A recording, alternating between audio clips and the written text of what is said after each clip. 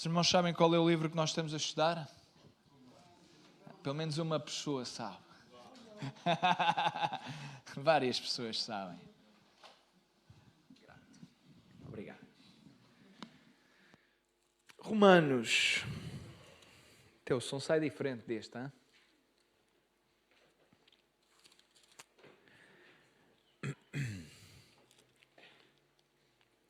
Estamos no capítulo 12 de Romanos, estamos a terminar e vamos ver se ainda hoje entraremos no capítulo 13. Mas vamos fazer uma coisa, vamos ler o capítulo todo de 12 de Romanos. Não é costume lermos um capítulo inteiro, mas eu gostava que lêssemos o capítulo todo. Depois foco-me apenas nas partes que ainda não falámos do capítulo, mas só porque já passou há algum tempo e acho que a melhor forma...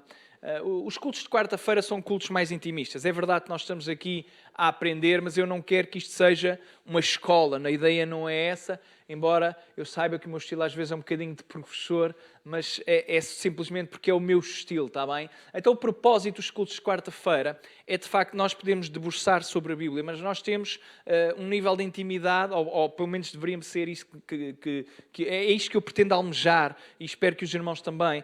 Nós temos aqui um nível de intimidade que é impossível de alcançar ao domingo de manhã porque somos muito mais. Então, embora a verdade é que estamos a crescer também às quartas-feiras. Isso é bom ver a assistência também a aumentar, mas a ideia é, os cultos de quarta-feira de facto devem ser mais intimistas. Então, os cultos na igreja primitiva tinham muito disto, de leitura da Bíblia e depois ler e focar naquilo que estamos a ler. Então eu gostava que nós pudéssemos estar com atenção àquilo que vamos ler, porque eu acho que depois de tantas vezes nós já debruçarmos sobre tanta parte destes versículos, os irmãos vão perceber como o texto faz sentido se o lermos do princípio ao fim. E a ideia é, à medida que nós vamos ler, os irmãos pensem em que é que isto se aplica à nossa vida. Vou ler Romanos 12, versículo 1. Rogo-vos, pois, irmãos, pela compaixão de Deus, que apresenteis os vossos corpos em sacrifício vivo, santo e agradável a Deus, que é o vosso culto racional. E não vos conformeis com este mundo, mas transformai-vos pela renovação do vosso entendimento para que experimentais qual seja a boa, agradável e perfeita vontade de Deus. Porque pela graça que me é dada, diga a cada um de entre vós que não saiba mais do que convém saber, mas que saiba com temperança, conforme a medida da fé que Deus repartiu a cada um. Porque assim como num corpo temos muitos membros, e nem todos os membros têm a mesma operação, assim nós que somos muitos, somos um só corpo em Cristo, mas individualmente somos membros uns dos outros. De modo que, tendo diferentes dons, segundo a graça que nos é dada, se é profecia, seja ela segundo a medida da fé. Se é ministério, seja ministrar. Se é ensinar, haja dedicação ao ensino. Ou o que exorta, use esse dom a exortar. O que reparte, faça-o com liberalidade. O que preside, com cuidado. O que exercita a misericórdia, com alegria. O amor seja não fingido. Aborrecei o mal e apegai-vos ao bem. Amai-vos cordialmente uns aos outros com amor fraternal, preferindo-vos em honra uns aos outros. Não sejais vagarosos no cuidado, sede fervorosos no espírito, servindo ao Senhor. Alegrai-vos na esperança, sede pacientes na tribulação, perseverai na oração. Comunicai com os santos as suas necessidades, segui a hospitalidade.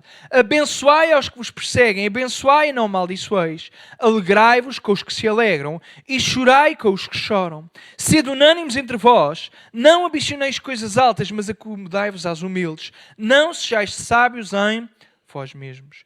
A ninguém tornais mal por mal. Procurai as coisas honestas perante todos os homens. Se for possível, quanto estiver em vós, tente paz com todos os homens. Não vos vingueis a vós mesmos, amados, mas dai lugar à ira. Porque está escrito, minha é a vingança, eu recompensarei, diz o Senhor. Portanto, se o teu inimigo tiver fome, dá-lhe de comer. Se tiver sede, dá-lhe de beber. Porque fazendo isto, amontoarás brasas de fogo sobre a sua cabeça. Não te deixes vencer do mal, mas vence o mal com... Os irmãos veem como este capítulo se agrupa e desde o primeiro versículo até ao último, apesar de parecer que tem temas distintos, todo ele se cola, e começa dizendo: rogo-vos, irmãos, pela compaixão de Deus, que apresenteis os vossos corpos em sacrifício, apresentar o corpo em sacrifício. Vivo, santo e agradável a Deus, que é o vosso culto racional. Não nos conformando com este mundo, mas transformai-vos pela renovação do vosso entendimento, para que experimentais qual seja a boa, agradável e perfeita vontade de Deus. E a seguir dá uma série de indicações daquele que tem uma mente renovada e daquela pessoa que não se conforma com o mundo. E é interessante que Paulo vai falando que as marcas de quem é renovado pelo Espírito, de quem não se conforma com o mundo e de quem apresenta o seu corpo, e a ideia de corpo é a unidade, tudo aquilo que nós somos, não significa apenas as mãos ou os pés, já falámos disto, mas significa tudo aquilo que nós somos, apresentar tudo aquilo que nós somos, até o nosso intelecto, como sacrifício vivo e de forma a adorarmos a Deus com tudo aquilo que nós somos. E a seguir ele vai dar uma série de indicações, até na forma como nós devemos desempenhar os dons e ministérios que Deus vai dando a cada um. Deus dá ministério, mas depois a seguir exige e requer alguma atitude e alguma postura naquilo que ele dá como ministério. Então, Deus dá, e Deus dá gratuitamente, mas Ele depois exige determinados comportamentos, determinados posicionamentos, determinadas formas de nós agirmos e atuarmos naquilo que é o nosso ministério. Eu gosto particularmente deste versículo, que diz: porque pela graça que me é dada, diga a cada um de entre vós que não saiba mais do que convém. Já falámos sobre isto, mas eu não resisto. Este versículo é delicioso. Porque ele basicamente, Paulo, o apóstolo, diz assim: olha, alguns de vocês querem saber mais do que aquilo que deviam. Alguns de vocês estão interessados em meter-se em assuntos que não vos diz respeito. E Paulo diz assim: cada um de vocês deve interessar-se em meter-se nos vossos assuntos e no assunto que convém a cada um meter-se. Mas já reparou que nós, como seres humanos, temos sempre a tendência de tentar nos meter em assuntos que não nos é devido e não temos nada a ver com isso, mas nós estamos sempre a fazer perguntas e comentários acerca de coisas que não têm absolutamente nada a ver connosco. Normalmente até tem a ver com os outros. É este tipo de perguntas que nós fazemos relativamente à vida dos outros. Paulo diz assim: olha, cada um de vós, digo a cada um de entre vós que não saiba mais do que convém saber, e aquilo que saiba, saiba com temperança. Aquilo que sabemos deve ser temperado pelo Espírito. De forma a que aquilo que sabemos não se torne uma pedra de tropeço para nós e para com os outros. Então fala acerca da forma como nós devemos conhecer. Conforme a medida de fé que Deus repartiu a cada um. A ideia é, quem dá as coisas é Deus. E Ele dá de acordo com a medida que quer dar a cada um, e não há problema nenhum em alguém saber mais e alguém saber menos. E alguém ter mais e alguém ter menos. Porque quem dá é Deus. E quando nós entendemos que quem dá é Deus, afasta-se de nós, pelo menos é este o objetivo, afasta-se de nós tudo e qualquer tipo de egoísmo ou de inveja que possa haver relativamente a alguém, porque quem dá é Deus. E porque Ele dá, nós ficamos bem. Porque Ele dá aos outros, mas também nos dá inclusive é fé. E dá a cada um uma medida de fé. E isto é importante. É verdade que nós podemos exercitar a nossa fé, mas já falámos sobre isto. Deus dá uma medida de fé. E se há pessoas que possam ter mais fé, isso não é para glória nem vanglória delas, nem deve ser para nos espezinharem. Nós ficamos, quem me dera ter a fé daquele irmão. Irmãos, às vezes é mesmo isto. É simplesmente por causa da medida de fé que cada um de nós tem. Agora, que isto não sirva de desculpa para nós sermos incrédulos. Porque a ideia é que cada um de nós deve acreditar e crer verdadeiramente num Deus que é sobrenatural e é todo-poderoso. Então, se eu sei que tenho um Deus que é sobrenatural e todo-poderoso, eu tenho que ter fé. Posso às vezes não ter fé para algumas coisas que outras pessoas têm. E não há problema nenhum. Tem a ver com medida de fé. Lembro-me, estou-me a lembrar de ouvir alguém, um pastor. Ele não é pastor, ele é um missionário, um evangelista na área reformada, mas ele é o presidente de uma associação de missionários. Ele esteve vários anos numa floresta, penso que foi na Guatemala, se não estou em erro, mesmo numa tribo de índios. E ele no YouTube tem uma pregação que é provavelmente a pregação mais vista atualmente. A pregação já tem muitos anos. Ele está a falar numa conferência de jovens e, se irmãos, aqueles que pesquisarem no YouTube, pesquisem pregação mais chocante do mundo e é ele que a dá. É muito interessante. Mas pronto, não queria falar sobre essa pregação, não é este o tema. A ideia é, ele a determinada altura, ele está a falar acerca de ter fé em Deus. E ele diz, olha, e ele está a pregar, ele diz, olha, e agora em vez de apenas pregar, eu gostava de ler alguma coisa. E ele vai ler o diário dele. E o diário dele fala acerca das lutas que ele tem, porque ele é presidente de uma associação de missionários, mas eles dependem de pessoas que lhes deem dinheiro. Portanto, a agência de missionários não tem forma de gerar dinheiro. Então, eles precisam de donativos. E é muito o sistema americano, as pessoas doam, alguns enviam cheques, outros fazem transferências bancárias, é o que é. Mas ele, a determinada altura, faltava poucos dias e ele não tinha como pagar. Então, ele vai escrevendo no diário os sentimentos que ele sente e está a ler. E à medida que ele vai lendo, ele vai vendo, dia não sei o quê, segunda-feira, dia 3, depois quarta-feira, dia 4, e ele vai falando dos sentimentos. E a ideia é, ele precisava de uma soma avultada de dinheiro para conseguir pagar a todos os missionários, e faltavam 2 ou 3 dias, ele não tinha nada. E aquilo que ia chegando era tipo, a ideia era, imaginem, ele precisava de 30 mil, e aquilo chegava, era tipo 2, 3 euros, 4 euros. 5 euros, ele estava desesperado, porque não estava a funcionar e ele era missionário também, e aquilo que mais o angustiava era ele não poder pagar aos missionários que estavam lá, naqueles lugares remotos e às suas famílias e aquelas crianças, e ele dizia isto e estava a ler e a chorar porque ele estava a recordar-se daquele grande drama. Mas diz que chegou a determinada altura, isto por causa da medida de fé, em que ele já ponderava que se calhar tinha que acabar com a agência missionária e tinha que chamar os missionários de volta. Tinham o problema que eles tinham que arranjar maneira também de os enviar para cá e arranjar dinheiro para os trazer para cá. Mas a determinada altura começaram a chegar vários envelopes, e ele diz que começa a animar a sua fé e chega ao último dia e o dinheiro que ele tem é mais do que aquilo que ele precisava. Mas foi preciso chegar até ao último dia. E ele fala nisto acerca da fé. Quem crê num Deus todo-poderoso continua a crer, mesmo que as suas emoções lhe digam não vale a pena continuar.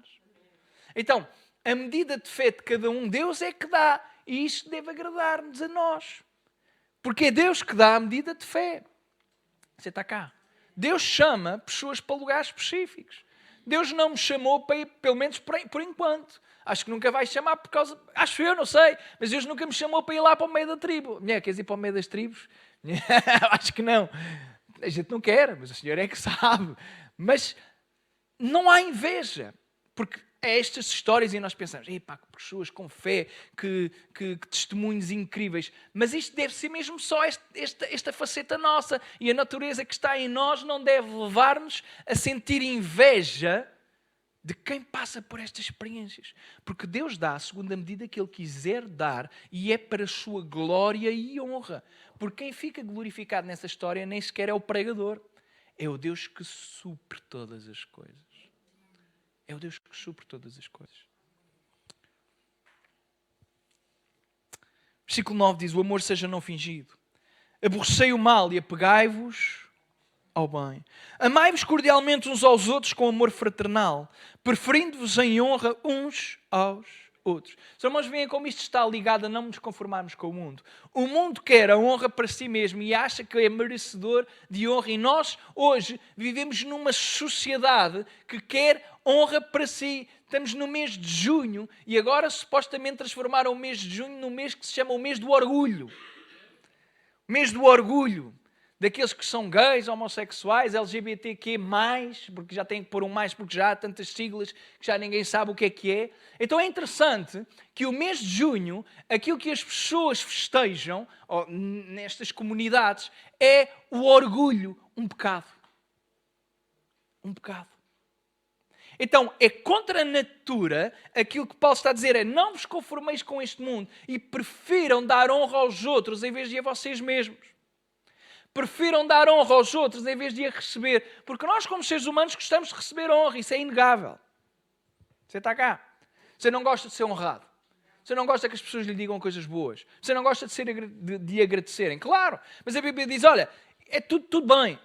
E também está o princípio que é honrar quem honra. Também é um bom princípio de honrarmos. Mas a ideia da comunidade, a ideia da igreja, a ideia da família é isto mesmo. É, se eu preferir dar honra ao outro, o outro vai preferir dar honra em vez de si mesmo a mim. Então, de repente, temos uma comunidade que se honra mutuamente. E esta é uma comunidade que é realizada, que nos realiza e é maravilhoso. Porque é este o propósito de ser igreja. É honrar-nos uns aos outros, amando-nos uns aos outros. A ideia é preferindo ao outro em vez de a ti. É difícil. Porque para isso é preciso, de facto, entregar um sacrifício. Mas quando eu amo o outro cordialmente e prefiro o outro em honra em vez de a mim, esta é uma forma prática de eu estar a fazer um sacrifício vivo. Porque a ideia é, apresentai os vossos corpos em sacrifício vivo, santo e agradável ao... Ora, vocês estão vivos? Eu também. Somos santos? Já for menos sims. E somos agradáveis ao Senhor? Ainda menos. Começa a haver dúvidas. Mas a ideia é, quem quer ser um sacrifício vivo, santo e agradável ao Senhor, tem que amar o outro cordialmente e preferir o outro em honra do que a mim. Então, em vez de eu estar interessado no meu conforto, eu estou interessado no conforto do outro. É uma forma difícil de se viver. Mas por isso é que a igreja é bela. Por isso é que a igreja é um projeto divino e não humano. Porque jamais um humano pensaria nisto. Você está cá? Jamais um humano pensaria, olha, o melhor e a melhor forma de viver em comunidade é, em vez de eu procurar para mim, eu vou procurar para o outro e o outro vai procurar para mim. E eu não estou a falar de comunismo, está bem? Que há pessoas que leem estas coisas e pensam logo, isto é o comunismo. Esqueça, o comunismo é diabólico. Sem tirar nem pôr. Porque no comunismo não há lugar para Deus. E onde não há lugar para Deus tem que haver lugar para outras coisas que não são Deus. Não sejais vagarosos no cuidado, sede fervorosos no espírito, servindo ao Senhor. Alegrai-vos na esperança, sede pacientes na tribulação, perseverai na oração. Falámos destes versículos há 2 semanas atrás. A oração é uma disciplina espiritual. E é uma disciplina que existe de facto disciplina. Passa a expressão. É uma disciplina espiritual que só funciona com disciplina porque nós, ou a nós, não nos vai sempre apetecer orar. A vocês apetece-vos orar sempre. Mas quando não apetece, nós oramos. Ainda ontem eu tive esta experiência aqui neste lugar. Estava a orar e estava assim com a minha cabeça a mil e quando estou assim é complicado concentrar-me. E eu disse, Senhor, tu sabes como é que hoje está a minha cabeça e tu já me conheces. Quando estou assim, as minhas orações são uma desgraça. Mas em vez de parar, eu continuei e quando dei por mim, passado 5 minutos, pensava eu que tinha passado 5 minutos e tinha passado se calhar, quase 1 hora. Tinha passado quase 1 hora depois deste exercício. Fiquei ali para mim uns 10 minutos assim meio no caos e de repente eu esforçei-me, continuei em oração e quando dei por mim sentia a presença de Deus, uma coisa deliciosa e já não apetecia acabar. O que é que mudou? Fui eu? Não. Simplesmente continuei apesar de não apetecer. Por isso é que Paulo diz, olha, sede pacientes na tribulação, perseverai na oração. A ideia da disciplina, da oração como disciplina é um ato contínuo, independentemente de apetecer ou não te apetecer. Muitas das vezes não nos apetece vir para a igreja. Nós não vimos à igreja para fazer o cheque. Aqui para o pastor não dizer, olha quem é que faltou, até porque vocês já perceberam que eu não sou assim. Não sou controlador. Até porque eu acho que quando somos todos adultos, nós vimos à igreja se queremos. Vocês não vêm por causa de mim. Eu acredito que não. Não é por causa de mim que vocês vêm. Eu espero que venham. Nem é por causa de ninguém, a não ser por causa de Cristo Jesus. Eu espero que seja esta a razão primordial e principal pela qual nós e cada um de nós vem. Há dias que não nos apetece. Há dias que a gente olha para o sofá e o sofá olha para a gente e o sofá olha outra vez para a gente e parece que o sofá quase que fala. Olha, se deitares aqui já não sais. É ou não é, irmão Ângelo? E a gente deita lá o costelado e parece que até o sofá nos abraça com carinho e com amor, quase que nos sussurra. Fica aqui. Mas nós não ficamos. Nós levantamos. Não é que não nos apeteça. E a gente vai no carro e ainda se está a lembrar das palavras do sofá. Não me largues, não me deixes aqui sozinho. Mas a gente vem. E vimos porquê? Porque há algo mais importante. Nós vimos porque é algo mais importante. Não é por causa do pregador, não é por causa do pastor, não é por causa de quem vai pregar ou do que é que se vai pregar. É por causa do Deus que está neste lugar. Claro que há pessoas que logo, mas Deus também está na minha casa. Está, mas nós não vamos estar a cultuar em casa. Quando ficamos no sofá, deixa-se de coisas. Nós ou vamos ficar a ver televisão, ou vamos ficar a ver coisas que não devíamos. E até nem que elas, não é que elas possam ter mal. Até podem não ter mal. Mas se nós, em vez de virmos e estarmos a cultuar, estamos em casa porque nos é mais confortável, escolhemos qual é o Deus a quem queremos servir. Por isso é que nós devemos perseverar na oração. Porque quem persevera na oração sempre sai de casa na altura que não apetece. Há alturas que não podemos. Isso é uma questão. Mas há altura em que podemos e não queremos. E a gente diz, não podia, porque nós conseguimos arranjar desculpas para tudo e para todos. Claro, não estou aqui a pregar por causa de vir aos cultos. Não é isso que está em questão. Tem a ver com a ideia da perseverança. A ideia de consistência, a ideia de uma disciplina. É preciso disciplina. Porque sem disciplina nós não conseguimos. Não é a disciplina que nos leva ao céu. Nós somos salvos, amém, irmãos? Mas a disciplina leva-nos a ser mais parecidos. A ideia é, nós buscamos a santidade. A santidade é operada pelo Espírito Santo. Mas a ideia da perseverança é a ideia crucial e essencial para cada um de nós. Porque vejam, queremos ou não queremos ser mais parecidos com Cristo? Sim ou não? Só que muitas das vezes, e muitos de nós, aquilo que queremos é ser mais parecidos com Cristo, mas de uma forma passiva. Aquilo que nós queríamos que acontecesse era o seguinte: nós gostávamos de estar sentados, fazendo a nossa vida normal, e o Espírito Santo operar, e de repente, quando acordávamos, éramos santos. É assim que funciona. É preciso disciplina ou não é? Porque quando não apetece, tu e eu continuamos. Quando não apetece estar no culto, nós vimos na mesma. Quando não apetece orar, nós oramos na mesma. Quando não apetece jejuar, nós marcamos na agenda e dizemos, não me apetece. Eu agora comia 2 frangos assados, mas não vou comer.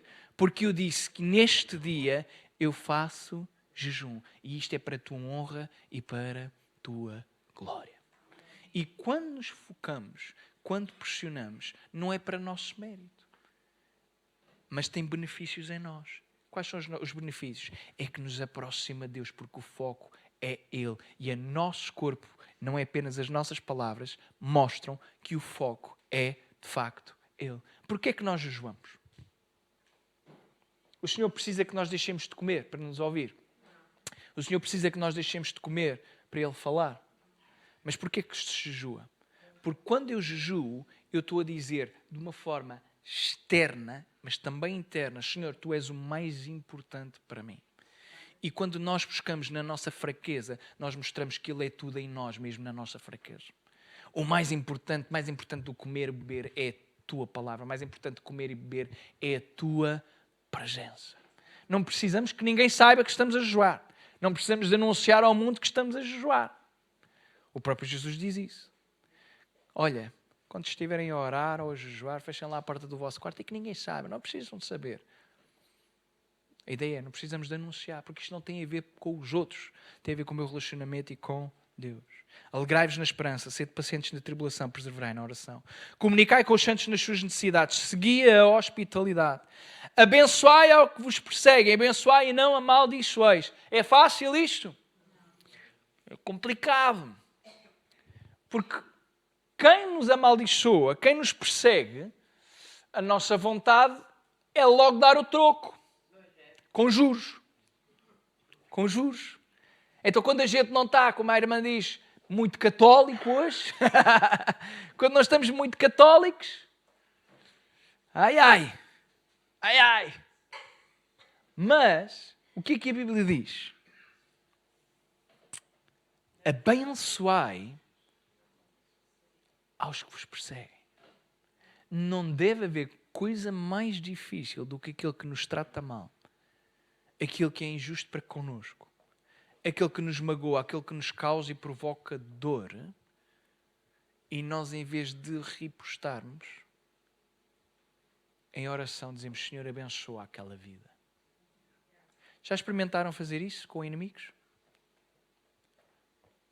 Ao início a gente nem consegue, parece que está aqui alguma coisa, e vem aquele sentimento e aquele pensamento, ora pelo teu inimigo, diz, Senhor, vais.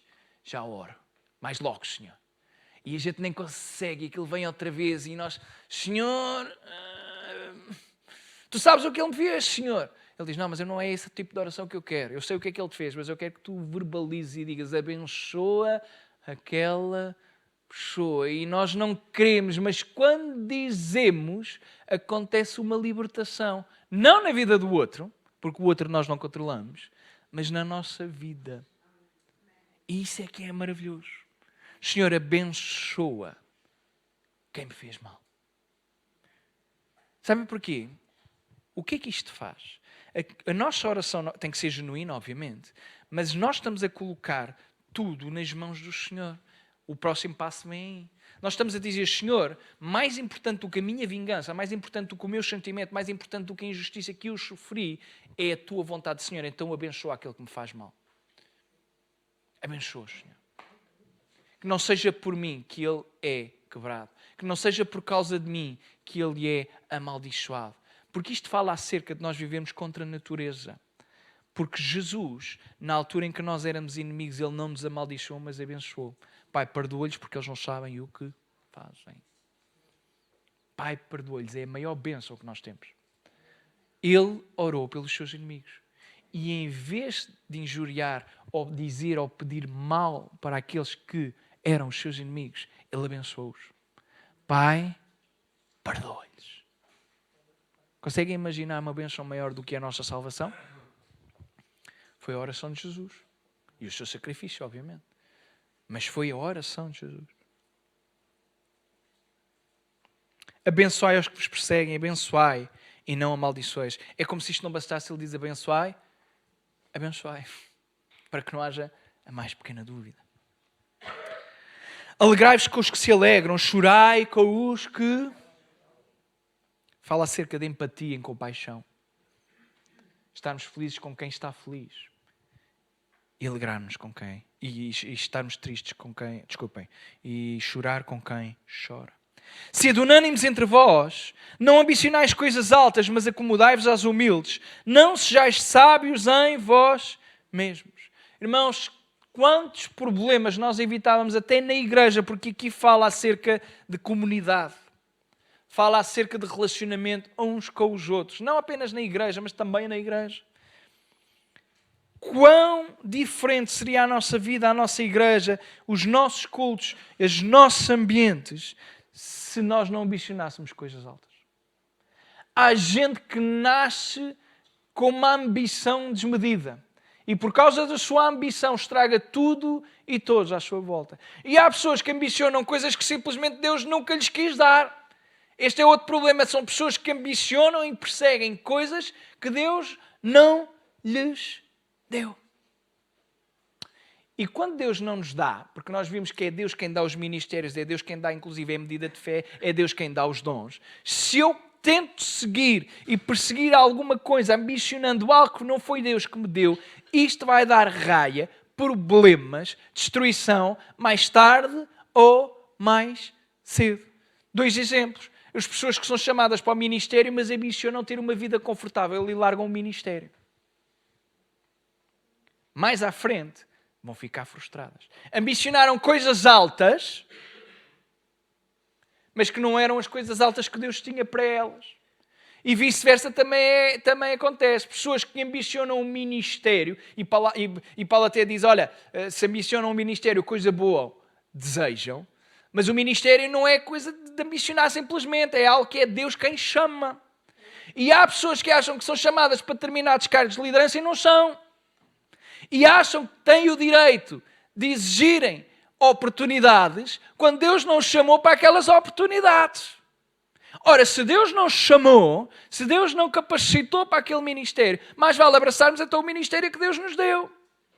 Há pessoas que não cuidam da família e depois querem cuidar da família dos outros. Há ministérios estranhos.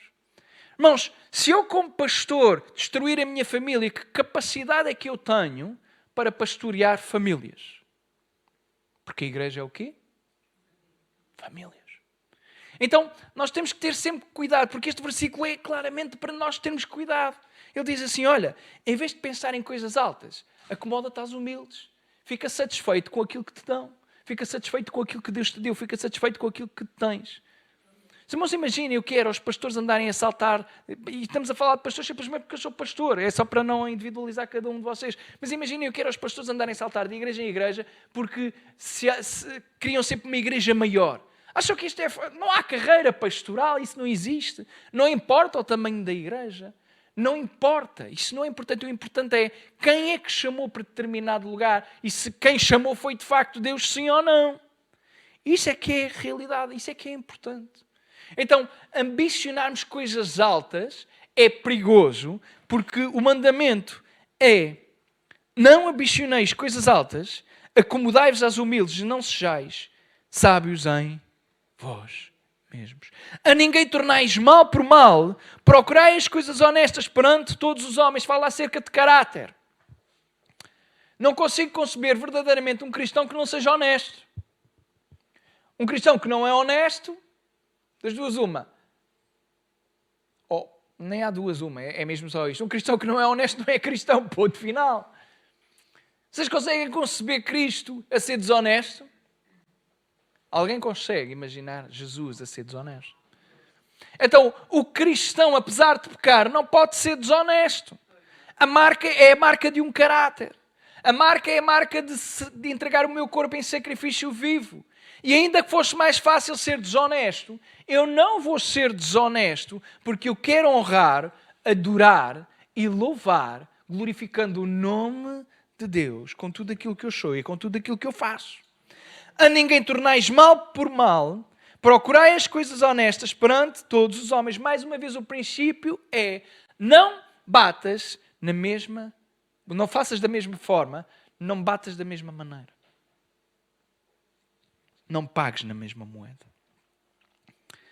Versículo 18 diz: se for possível, porque às vezes não é possível. Esta é uma cláusula condicional. No grego e em português. Se for possível. Às vezes não é, mas outras vezes é. Quando estiver em vós, isto é, em tudo que estiver ao vosso alcance, tenham paz com toda a gente. Todos nós gostamos de viver em paz. E todos nós devemos ambicionar e procurar ter paz uns com os outros. Mas há alturas em que isto não é possível.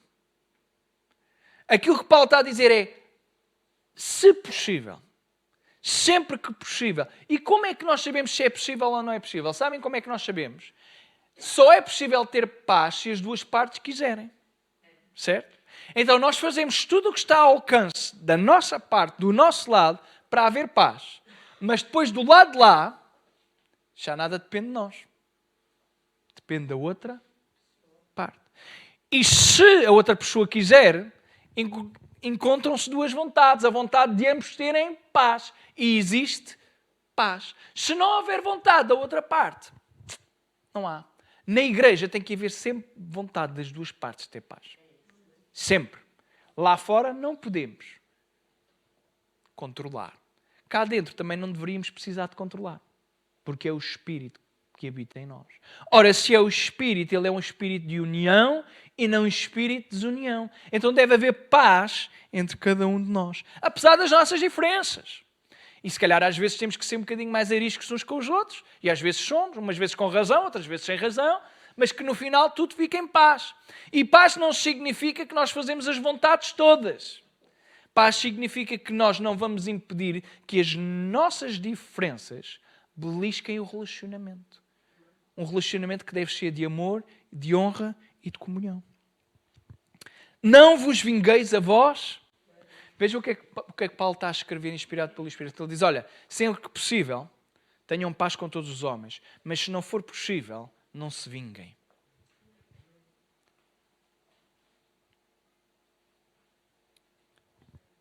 Não vos vingueis a vós mesmos, amados, mas dai lugar a... E é aqui que alguns ficam assim: ei, então, mas, pastor, há um versículo que diz: não se ponha o sol sobre a vossa ira. E agora, então a gente pode se irar? Podemos dar lugar à ira? Como é que a gente pode dar lugar à ira? Não podemos, à nossa. podemos dar lugar à ira divina, porque é este o contexto. Não se vinguem, não vos vingueis a vós mesmos, mas dai lugar à ira. A ideia é, deixem que o Senhor, no seu tempo devido, Ele que é o juiz, Ele vai julgar. E isto é um alerta em ouvidos que nós sabemos, digo isto várias vezes, não se prega muito isto, mas nós temos que pregar, porque é bíblico. Aquele que vai julgar as nações não vai ser aquele que vai vir assim, olha, vem cá, meu amiguinho. Não é esse. É aquele que vai julgar com ira, porque o rejeitaram e rejeitaram os seus princípios. Então, isto deve-nos dar esperança, porque a ideia é, em vez de tu te vingares, porque é aquilo que me dá vontade quando nos pisam os calos, quando nos dão uma cacetada lá no futebol, e a seguir, ou quando o Gonçalves dá no Paulo e eu vejo a cara do Paulo, o Paulo pensa assim, não, Gonçalves vais apanhar a próxima, mas o Paulo é uma pessoa que se controla, e a seguir está o Gonçalves a dar-lhe outra vez, porque o Gonçalves não se controla. Mas irmãos, a ideia é, em vez de o Paulo dar a cacetada ao Gonçalves, ele diz, Senhor, olha, abençoa o Gonçalves e no dia da ira julgou. Não, os irmãos, estou a brincar. Não é isto, obviamente não tem a ver com futebol, mas tem a ver exatamente com a ideia de alguma coisa que era merecedora de ira, alguma coisa que nós até poderíamos nos vingar, tínhamos vontade de nos vingar, mas não nos vingamos e damos lugar à ira divina. Dizemos, Senhor, mais uma vez, mais importante do que aquilo que eu quero, mais importante do que aquilo que eu sinto, é aquilo que tu desejas e aquilo que tu queres. Então, Senhor, não é minha a vingança, é tua, porque eu sei que tu vais ser mais justo do que aquilo que me acontecia, do que aquilo que aconteceria se fosse eu a fazer. Deixem-me dizer uma coisa, irmãos, ao perguntar, porquê é que nós nos vingamos? É simplesmente porque nos dá prazer. A ideia é, porque me fizeste, agora vais apanhar. Mas dá-nos mais prazer a ideia de nos vingarmos do que propriamente a vingança em si. Porque muitos de nós já nos vingámos só para mais à frente nos arrependermos logo assim que aconteceu. Enquanto idealizávamos a vingança, olha como é que eu vou fingir, como é que eu vou dar, como é que eu vou fazer, como é que eu vou atuar. E aquela ideia dava mais prazer quando finalmente realizamos aquilo. Até podemos dizer, bem feito. Mas volta e meia aquilo não nos sabe bem. E arrependemos-nos.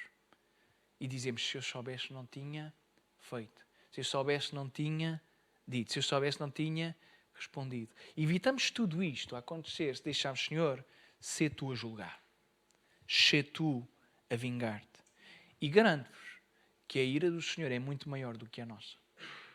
Muito maior. Porque está escrito, minha é a vingança, eu recompensarei, diz o Senhor. A ideia é, o Senhor recompensa sempre os atos. Nós não alcançamos o céu por causa dos nossos atos, mas Deus sempre vai recompensar os nossos atos, os bons e os maus, porque tudo vai ser escrutinado. Tudo aquilo que nós fazemos nesta vida um dia vai ser escrutinado. Já vos dei este exemplo, mas eu gosto da ideia. A ideia de uma sala de cinema, onde estamos apenas nós sentados na primeira fila e naquela grande tela vai aparecer um filme, mas é o filme pessoal de cada um de nós, onde nós vamos ver todas as coisas que fizemos e todos os motivos pelos quais fizemos. Como é que acham que vai ser o filme? É bom ou mau? O Senhor sempre vai recompensar. Portanto, se o teu inimigo tiver fome, dá-lhe de comer. Se tiver sede, dá-lhe de beber. Porque fazendo isto, amontoarás brasas de fogo sobre a sua... Não há maior vingança do que agarrar em brasas e mandar para a cabeça daquele que nos chateou. Conseguem imaginar uma coisa pior? E a Bíblia diz, olha, a melhor vingança é o amor. Mas isto não funciona, isto não dá o prazer que a gente queria. Mas a ideia não é para nós termos prazer. A ideia é para nós darmos prazer àquele que é o nosso Deus. Não te deixes vencer do mal, mas vence o mal com o bem. Quão difícil é a vida cristã depois de lermos isto? Várias vezes dizemos que a vida cristã é fácil. Também já várias vezes o disse aqui que é uma das maiores mentiras. E conseguimos perceber pelos textos a profundidade e a dificuldade de ser verdadeiramente cristão. Não basta apenas sermos batizados. Não basta apenas vir ao domingo ou à quarta-feira. ou vir ao culto de oração. Aproveito para dizer que esta sexta-feira, eu sei que não tivemos culto, não anunciámos, mas fica anunciado agora, está bem? Sexta-feira há culto de oração, está bem? Às 21 horas fica já anunciado. Irmãos, não basta vir ao culto de oração de sexta-feira. Não basta vir ao culto à quarta, não basta vir ao culto ao domingo. Não tem a ver com isso. Tem a ver com uma vida vivida, focada verdadeiramente em Cristo. A vida cristã é difícil porque implica anulação do eu. Em vez de fazer aquilo que me dá vontade, que me dá prazer e aquilo que eu agora quero, eu digo, Senhor, não é esta altura ainda de fazer isto. Se calhar nem sequer é a tua vontade. O mais importante é eu querer seguir a tua vontade. Se é esta a tua vontade, Senhor, então vamos. Vamos para a tua vontade. Faça aquilo que tu quiseres. Abdico disto. Senhor, vai-me doer abdicar disto. Mas abdico disto em prol daquilo que tu tens para a minha vida. E quando nós abdicamos, nós percebemos que afinal não perdemos assim tanto. Porque Deus tem sempre melhor e muito mais para nos dar. Porque nós somos verdadeiramente realizados e felizes quando estamos na vontade do Senhor. Já alguma vez, não precisa levantar o braço, mas já alguma vez andou longe da vontade do Senhor? Gostou do caminho? Deu prazer? Por um momento? Mas volta e meia arrependemos-nos. E lá queremos nós voltar. E lá está o Pai à espera do Filho pródigo. Como todos os dias fazia, ao caminho e ao longe olha e reconhece logo o... Diz que correndo para ele o abraçou e beijou. Este é o nosso Deus. É uma coisa impressionante o amor que Deus tem por cada um de nós. Amém. Vida cristã não é fácil, mas é a única forma de verdadeiramente vivermos. Tudo o resto é sobreviver e passamos por aqui sobrevivendo. Mas viver é só neste patamar. Viver com Cristo, para morrermos com Cristo e ressuscitarmos com Cristo. Amém?